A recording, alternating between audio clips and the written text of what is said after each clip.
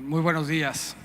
Me siento muy contento, me siento muy agradecido de estar aquí en el Centro Fox, de estar participando en este relevante evento.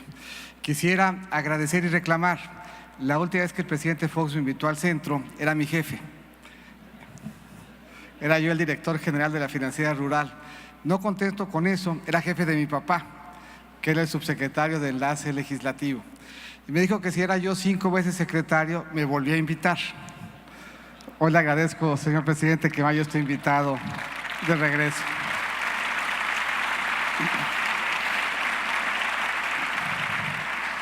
Me siento además especialmente agradecido porque lo hago hoy representando al presidente Peña Nieto, que como ya dijo el presidente Fox, está enfrentando la emergencia con creatividad, reinventando, interpretando, buscando espacios para que la forma como acompañemos a quienes hoy tienen esperanza, pero les falta certeza de cómo los vamos a acompañar en este esfuerzo, encuentren en el gobierno, en los gobiernos, en la sociedad civil, en el sector privado, aliento y acompañamiento.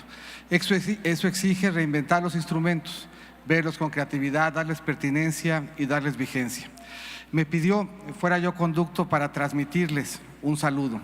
Y en este caso, a diferencia de otros, literalmente me va a tocar transmitirles el saludo. Nos mandó un video. Me es muy grato dirigirme a los participantes en el Foro CITEC 2017. Felicito al presidente Fox por la visión que ha inspirado a este foro. Se trata de un espacio que nos mueve a actuar en el presente con la mirada puesta en el futuro. Es una visión que el gobierno de la República comparte, construyendo sobre lo logrado en las últimas décadas. A lo largo de casi 5 años, México se ha transformado, se ha reinventado, como sugiere el lema de CITEC este año. Hemos establecido nuevas condiciones para el desarrollo del país, aprovechando nuestras ventajas competitivas. Abrimos a la inversión productiva sectores que estuvieron restringidos por décadas. Estimulamos la competencia económica en condiciones de equidad en todos los ámbitos. Elevamos la calidad educativa y con ello estamos mejorando el capital humano en todo el país. Impulsamos el desarrollo científico y tecnológico, tanto desde el sector público como del privado. Y estamos cerrando las brechas de desigualdad, conscientes de que su gente es el mejor activo de México. Tenemos grandes retos, pero avanzamos en la dirección correcta. Este mes superamos los 3 millones de nuevos empleos formales, la mayor cifra para un sexenio en nuestra historia. La inversión extranjera directa recibida en los pasados 5 años supera los 150,000 millones de dólares, un récord en México. México también está rompiendo récords en exportaciones de manufacturas y productos agroalimentarios y alcanzamos la mejor posición que hayamos tenido como potencia turística. Al mismo tiempo, 2 millones de personas dejaron de vivir en pobreza extrema y redujimos todas las carencias sociales. Y con las zonas económicas especiales hemos trazado un nuevo modelo de desarrollo para el sur y el sureste del país, la región con mayor rezago económico y social. El cambio tecnológico está modificando las actividades y las relaciones económicas en todo el mundo. Los países que no se preparen para el mañana, que no sean capaces de innovar y de renovarse, estarán condenados al rezago económico y social. En efecto, en tiempos de cambio, responder a las nuevas circunstancias, reinventarse, es la mejor manera, acaso la única, de competir con éxito. México está listo para hacerlo, en especial con una juventud mejor preparada, abierta al mundo y a las posibilidades de la innovación. Agradezco su atención y les deseo mucho éxito en sus trabajos.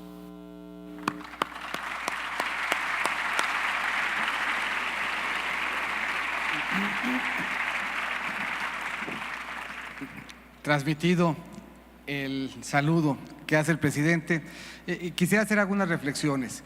El presidente Fox hoy nos convoca a soñar, nos convoca a pensar cómo tenemos que reinventarnos frente a lo que no conocemos, cómo tenemos que reinventarnos frente a la incertidumbre, los retos que no sabemos hoy cómo se van a materializar, los retos y las contingencias que no nos imaginamos van a ocurrir.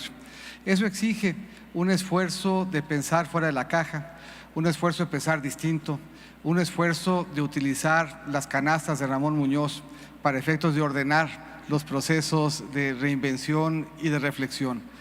Pero antes de pensar en reinventarnos frente a lo que no conocemos, nuestra primera obligación es reinventarnos frente a la que sí conocemos. La incertidumbre motiva la reinversión, pero la certidumbre de que tenemos que cambiar debe de obligar a hacerlo, debe de obligarnos a emprender en este proceso de reinversión. Y tenemos certidumbre clara de que el contexto de la economía mexicana era difícil, de que el contexto de la economía mexicana enfrentaba enormes retos. Y si no nos reinventábamos frente a esos enormes retos, estábamos condenados a vernos en el espejo de otros países que frente a esos retos no cambiaron y hoy enfrentan graves dificultades. Toca al gobierno construir este entorno en donde el ciudadano en libertad se reinvente. Toca al gobierno cambiar la estructura y el funcionamiento de su economía para que esa reinvención pueda tener lugar. En esta presentación, en estas láminas, quisiera muy someramente platicarles cuál era nuestro contexto, por qué era difícil, por qué no era la incertidumbre, sino la certidumbre la que nos obligaba a actuar. ¿Qué fue lo que hicimos, con qué resultados y qué vemos hacia adelante? La que sigue. Teníamos la certidumbre de que geológicamente el petróleo estaba enfrentando un reto enorme. Cuando el presidente Fox lo era, México producía 3.4 millones de barriles de petróleo diario. Solamente Cantarell 2.2. Hoy Cantarell produce 200,000 barriles de petróleo diario y México por primera vez desde 1980 producirá menos de 2. Ese es un dato cierto. Los retos geológicos son también un dato acreditado. Pasamos de ser un país líder, lo seguimos siendo, en la explotación de aguas someras, a tener que salir a buscar el petróleo en aguas profundas, reinventar, reencontrarnos con formas de explotar mejor los pozos maduros, entender mejor la geología de campos tan complicados como Chicontepec, aprovechar la experiencia que estábamos viendo en el gas de esquistos que sin duda tenemos en el norte del país. Esa era la certidumbre, ese era nuestro contexto. Sabíamos y sabemos que habiendo sido generosa la naturaleza, no fue eterna. Nos alcanzó el destino en materia de plataforma energética y eso nos obliga a reinventarnos. Y la forma de reinventarnos era invitar a participar tecnología, capital, innovación, sociedad y acompañamiento en la mejor explotación del petróleo. Pero el contexto era bien difícil. Ahí se ve la caída de nuestra plataforma que nos obligaba con certidumbre a tenernos que reinventar. No es nuestro único reto en materia energética. La que sigue. Eso es lo que nos ha pasado con el precio. La última vez que yo fui secretario de Hacienda, el precio del petróleo era $102. Ahí se ve la caída que tuvimos apenas en 2 años. El precio del petróleo pasó de cerca de 100 en el 2014 a $18 en febrero del 2016. De nuevo, ahí tenemos certidumbre gráfica del reto que enfrentamos. Ni plataforma ni precio le iban a ayudar a la economía mexicana. Una economía mexicana para la que el 40% de sus ingresos venían de los ingresos petroleros. Una economía mexicana en donde la energía explica el 8% del producto y que sin embargo veía cayendo a un ritmo de 10% por año, inhibiendo nuestros espacios de crecimiento y enfrentándonos entonces con certidumbre a un contexto complicado. Contexto que se sumaba a un entorno de bajo crecimiento global, de bajo crecimiento en el comercio internacional y de una gran incertidumbre geopolítica. La que sigue. Ahí se ve el impacto y la magnitud de esos choques en nuestras diferentes variables, notablemente en el tipo de cambio. Se ve la caída en el precio del petróleo abrupta desde 2014 al 2015, se ve cómo se ajusta en consecuencia el tipo de cambio en un movimiento que hemos visto en el pasado. Como resultado de un menor precio del petróleo, el tipo de cambio se deprecia. Cuando el precio del petróleo sube, el tipo de cambio se aprecia. Y ese es el choque que vemos ahí reflejado en la primera parte de la administración, sobre todo del 2014 a principios del 2016. Pero a partir de mayo a la economía mexicana le pega otro choque, un choque de confianza, Un choque que hace que las variables, el tipo de cambio en particular, se empiece a mover en dirección distinta del precio del petróleo. Ahí vemos cómo el precio del petróleo se estabiliza y sin embargo el tipo de cambio se nos siguió presionando. Ahí había el reto de confianza de cómo habríamos de superar el diálogo necesario, el diálogo con dificultades, el diálogo con retos, el diálogo con incertidumbre que implicaba el cambio de una administración en los Estados Unidos. Los dos choques se reflejan en la economía, los dos choques nos dan marco y los dos choques nos dan certeza de que teníamos que hacer las cosas distintas y reinventarnos. Pasado ya el cambio de administración, en términos generales, la confianza en nuestras variables, en nuestra estructura, en nuestras reformas, en nuestro pasado, en nuestro presente y en nuestra capacidad de reinventarnos en el futuro, regresan de nuevo y se aprecian en nuestras variables, sin dejar de olvidar que la incertidumbre está ahí, que la incertidumbre sigue de manera permanente y que la incertidumbre de nuevo nos obliga a que hagamos nuestra tarea si queremos darle y fincar al ciudadano oportunidades de crecimiento. En este marco, México, como cualquier otro gobierno del mundo, tiene solamente 3 alternativas para darle un entorno, para generar un entorno habilitante para el ciudadano. Tiene la política fiscal, la política monetaria y la posibilidad de cambiar la estructura de su economía. Política fiscal y política monetaria tienen momentos, tienen circunstancias, tienen usos en los que se pueden utilizar y tienen momentos y circunstancias en donde nos obliga a replegarnos. Eso nos da marco, nos pone límites y nos obliga, cuando no las podemos utilizar, a buscar reinventarnos con otros sectores. ¿Qué hemos hecho con nuestra política fiscal y qué esperamos de ella? En la que sigue. Parados en el 2013, vemos ahí cuál era la situación del balance de los países emergentes del G20, de los países latinoamericanos y de México. Los países emergentes del G20 y de América Latina tenían un mejor balance fiscal que nosotros. Nosotros teníamos un imbalance pequeño y todos habíamos comprometido que mejoraríamos nuestro balance, que mejoraríamos nuestras finanzas públicas y que recuperaríamos nuestro espacio fiscal. Aquí, en el marco de incertidumbre que tenemos, mandar señales de que íbamos a cumplir era importante. Y podemos ver si lo que dijimos sucedería en el 13 efectivamente ha sucedido. Y ahí vemos cómo se deteriora el balance primario de los países emergentes del G20, vemos cómo se deteriora el balance primario de América Latina y vemos cómo México cumplió en la ruta, en los tiempos y en la magnitud que había comprometido.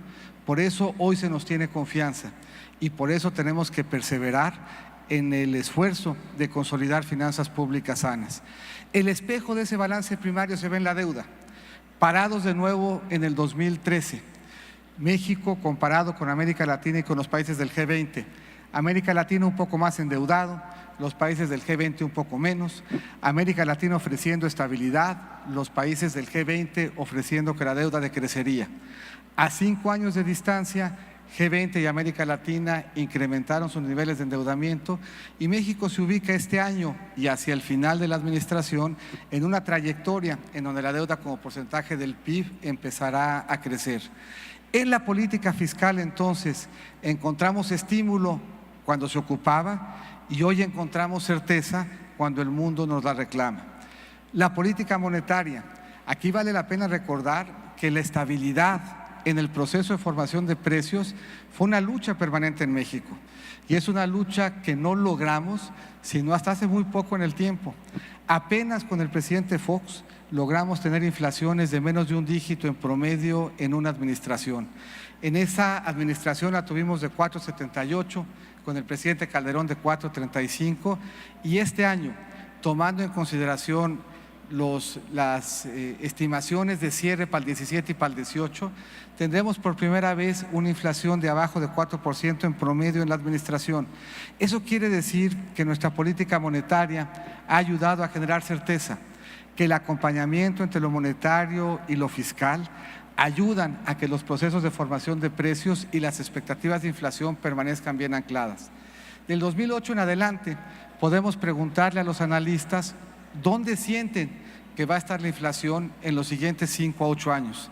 y del 2008 en adelante, incluyendo ahora, los analistas persistentemente consideran que la inflación a 5 años de distancia se ubicará dentro de los objetivos fijados por el Banco Central. Hoy México tiene en consecuencia una política fiscal que da certeza y una política monetaria que ancla expectativas de inflación. Pero en los dos casos, la fiscal y la monetaria, implican cuidado y responsabilidad, no estímulo para el crecimiento. Si México iba a crecer, tenía que reinventarse, y esa era una certeza. Sabíamos con claridad que la energía nos implicaba retos, sabíamos con claridad que el ciclo económico nos implicaba consolidación y por lo tanto, si queríamos crecer, teníamos que abrirle oportunidades a los ciudadanos, teníamos que consolidar nuestros espacios de libertad y teníamos que cambiar la forma como la economía funcionaba. ¿Qué hicimos? Un proceso de reformas en democracia, en diálogo, con consensos, con una clase política que acreditó la capacidad de ponerse de acuerdo alrededor de una agenda, de consensarla, de implementarla y de darle a México un horizonte distinto. Este México de hoy no se entiende ya sin la reforma energética. Una reforma energética que, como dijo el gobernador Márquez, hoy le hable a Guanajuato horizontes de desarrollo en prácticamente todos los elementos que integran su matriz energética, en el sol, en el aire, en el gas, en la geotermia, todos esos espacios que permiten modernizar y hacer más limpia nuestra generación eléctrica, hoy están abiertos al impulso del ciudadano.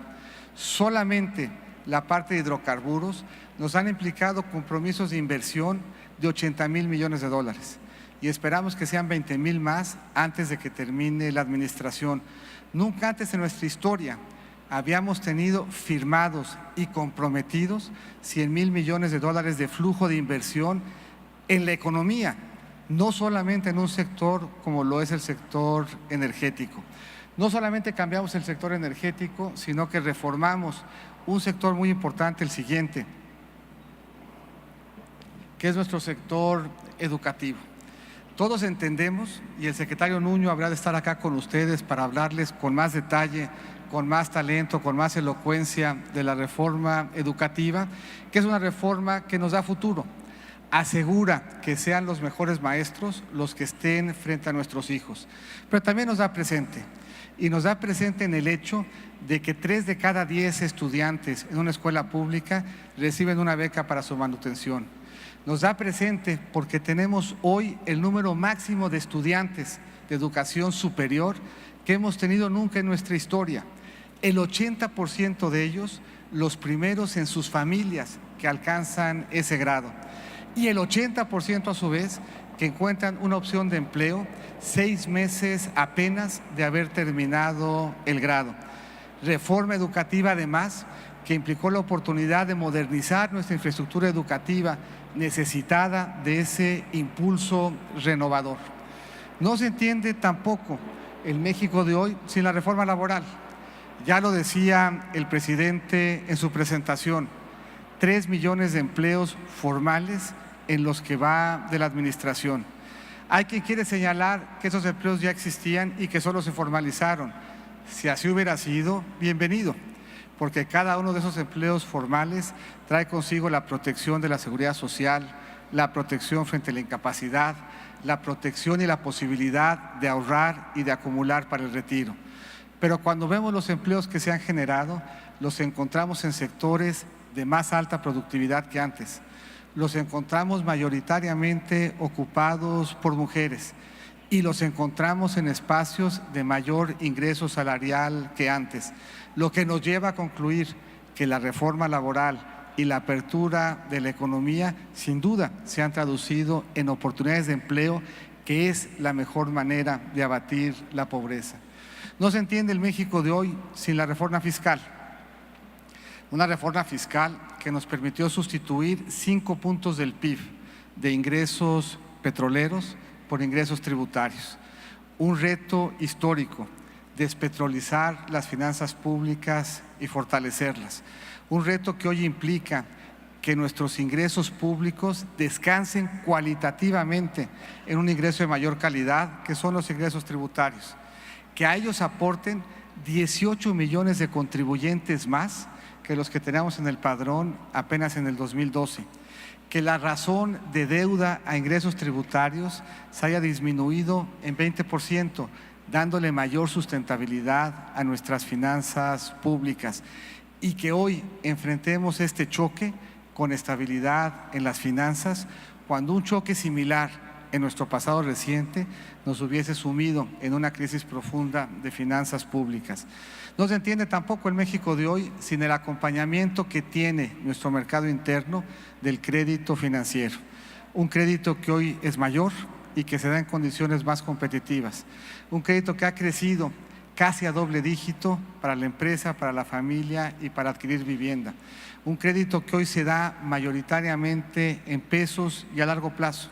Un crédito que se da en las mejores condiciones de mora que hemos visto en una década, y que junto con el empleo y la mejora salarial nos dan un mercado interno que ha sido fuente de crecimiento cuando el sector externo nos ha fallado. No se entiende tampoco el México de hoy sin la reforma de telecomunicaciones. Y aquí en CITEC podemos dar una muestra de ello. Muchos de los pabellones que aquí se exhiben descansan en la posibilidad de mejor acceso a banda ancha, descansan en la posibilidad de más competencia en contenidos, de más actores compitiendo por ofrecernos servicios de telecomunicación y hacerlo en mejores condiciones de precio. Eso le da a México una plataforma para reinventarse, descansando y movilizando esta creatividad ciudadana. La que sigue. Las reformas que ya tenemos y que estamos implementando, las semillas que estamos sembrando en un gran pendiente, que es el del Estado de Derecho, un pendiente que nos tomará algunos años transformar, pero que lo habremos de hacer sobre la base de una mejor arquitectura, una arquitectura en donde hoy la transparencia rige para la federación, para los estados y para los municipios, una arquitectura en donde la transparencia se impone no solo a los gobiernos, sino a los sindicatos y a los partidos. Una transparencia que hoy permite que cuando hay desvíos, cuando hay malas conductas, cuando hay abusos, estos se transparenten de manera inmediata, no solamente por la administración, no solamente por los gobiernos, sino por una ciudadanía cada vez más vigilante, pero cada vez con mejores instrumentos. Un sistema nacional de anticorrupción que nace, que se empieza a fortalecer, a los que la propuesta del Ejecutivo le dedica más de 10,000 millones de pesos en un anexo transversal para consolidarlo.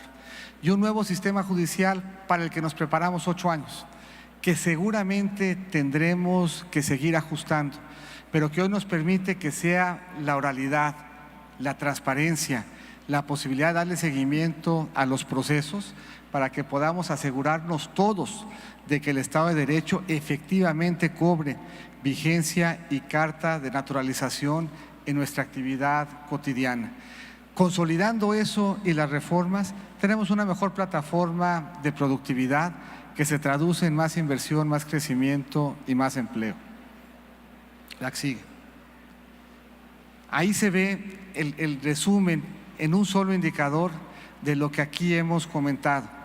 En medio de la incertidumbre, a pesar de la volatilidad, en contra de los choques que hemos enfrentado, la economía mexicana crece de manera estable. La economía sin petróleo hubiera crecido 3.8 en el segundo trimestre del 2017. La economía con petróleo creció 3% en el segundo trimestre del 2017, y para volver a poner en magnitud el impacto del sector energético, ahí se ve la carga que ha implicado al crecimiento.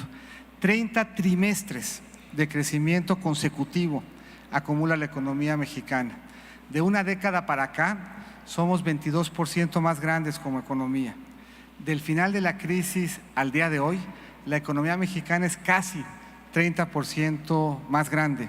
Lo pongo en perspectiva. Si yo fuera 30% más alto, sería del tamaño del presidente Fox. La que sigue. ¿Qué esperamos hacia adelante? ¿Qué queremos hacia adelante? Consolidar una mayor plataforma de crecimiento, Tenemos la oportunidad, y lo es, de replantear el Tratado de Libre Comercio y tenemos el reto enorme de la reconstrucción. La que sigue. En términos del mayor crecimiento, de cómo empezó el año a la fecha, las expectativas nos han mejorado. A principios de año se pensaba que este año creceríamos 1.6, hoy se piensa que creceremos 2.2. A principios de año se esperaba que el año que entra creciéramos 2.2 y ahora se espera que crezcamos 2.3. En términos generales, hay mayor optimismo en el desempeño de la economía mexicana respecto de los choques que tuvimos a principio de año. La que sigue. Es oportunidad la revisión del Tratado de Libre Comercio cuando uno revisa la cantidad de comercio que hoy realizamos fuera del marco de NAFTA. Hoy, de lo que vendemos a Estados Unidos, solamente el 44% de los aranceles están cubiertos por el Tratado de Libre Comercio. Y si uno hace un análisis más fino, dentro de cada arancel vamos a encontrar un gran volumen de comercio que no se hace dentro del tratado. Eso quiere decir que antes de ninguna otra reflexión, 4 de cada 10 dólares hoy no se benefician del tratado. Eso nos da una primera oportunidad a los 3 países de que el tratado se distinga de la OMC y abarque a su interior un mayor volumen de comercio. Pero si nos metemos a cada una de las tarifas arancelarias y hacemos el análisis de ver cuánto comercio efectivamente se hace al amparo de NAFTA, nos llevamos la sorpresa de que es un porcentaje que ha venido disminuyendo y ha venido disminuyendo de manera muy relevante. Ese es el tamaño de la oportunidad de renegociar. Si lo hacemos bien, habrá más comercio dentro del marco del tratado. Si lo hacemos mal, habrá igual comercio, pero fuera del marco del tratado. Hay entonces oportunidad de modernizarlo en la inteligencia de que el tratado se ha venido rezagando. El 51% de lo que compramos de Estados Unidos lo compramos por fuera del tratado. De nuevo, hay un espacio de oportunidad de entrada para ver qué tendríamos que hacer para meter ese comercio que hoy se hace al amparo de la OMC en el marco del tratado. Lo arancelario no es suficiente. En ausencia del tratado, las tarifas de lo que le vendemos a Estados Unidos serían de apenas 3.6. De lo que le compramos, de 7.1. Hay que encontrar en consecuencia cómo expandir el tratado para que más allá de los aranceles vuelva atractivo a Norteamérica. Cada vez son menos las disputas que se hacen en el marco del tratado. Ninguna ya Estado-Estado y muy pocas entre país y Estado.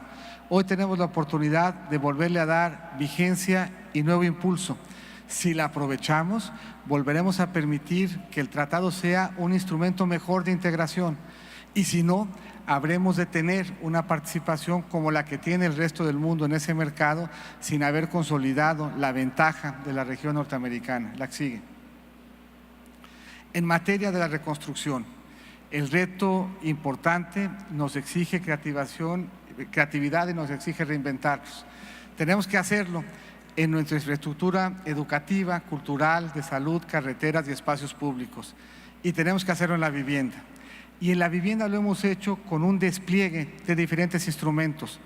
Apoyos a fondo perdido para daños parciales, apoyos para quien sufrió daño total, posibilidad de apalancar esos apoyos con crédito quirografario, posibilidad de hacerlo al amparo de créditos hipotecarios con un subsidio de los gobiernos, posibilidad de dar crédito también con algún subsidio de gobierno para quien tenga que reestructurar su edificio y posibilidad también de apoyar con crédito el proceso de reconstrucción de edificios que habrá de darnos oportunidad de ver en él un espacio también de reactivación. Pero cada uno de estos instrumentos desplegado en las diferentes geografías ha implicado retos. El reto de llevar no solamente el recurso, la infraestructura bancaria, los materiales, la capacitación técnica y los servicios para que los recursos que estamos utilizando efectivamente se traduzcan en vivienda y en espacios de reconstrucción. La que sigue. Trabajamos en ese esfuerzo no solamente el sector privado, no solamente el sector público, sino la sociedad civil. Y habremos de transparentarlo. Habremos ya, de hecho, desde el viernes está la hoja de internet como comprometimos para ahí ir vaciando cada apoyo, identificando su beneficiario último y su fuente de fondeo. Hacia adelante, y con eso termino.